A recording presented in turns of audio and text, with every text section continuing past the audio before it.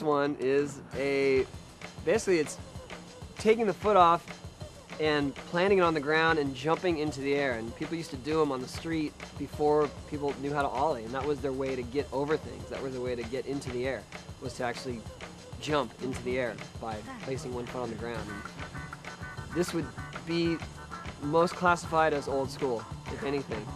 And I'm not sure what the history is or why it's called the boneless one, but you can do it pretty much anywhere, right? Oh, I think it's called a boneless one because one of your actual bones, one of your limbs, leaves the board and is planted on the ground. Perhaps. All right. But for me, this is one of the first tricks I ever learned. So I remember doing it on the flat ground first, then doing it on banks, in ditches. I even started doing it on ramps. And because it's one of the first tricks I learned, it's a trick that still means a lot to me, a trick I still do to this day. It's a great trick. So we're going to do some for you, and you can choose whether you think it's worthy of your abilities. Oh, it is.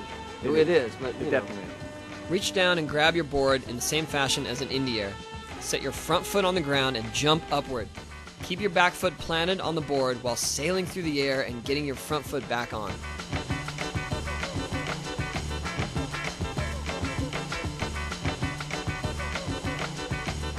There are many variations possible with this trick, including off of ramps,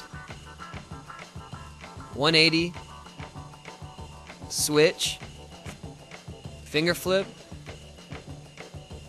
and what the...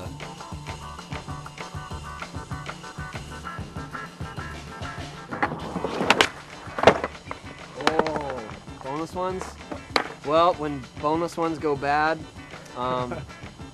not a lot happens. Usually, if you try to ollie your board into your hand, that doesn't work. You know, you gotta revert. You gotta like go back and learn how we started, which is actually reaching down and grabbing your board and then lifting it up. I mean, it's a little effort involved. You know? Just when you think you bend it enough, you have to bend just a little further over. You have to actually grab your board and pick it up, which kind of goes against the grain of everything you've ever learned about skateboarding. But that's kind of where we came from. That's the skating we grew up with.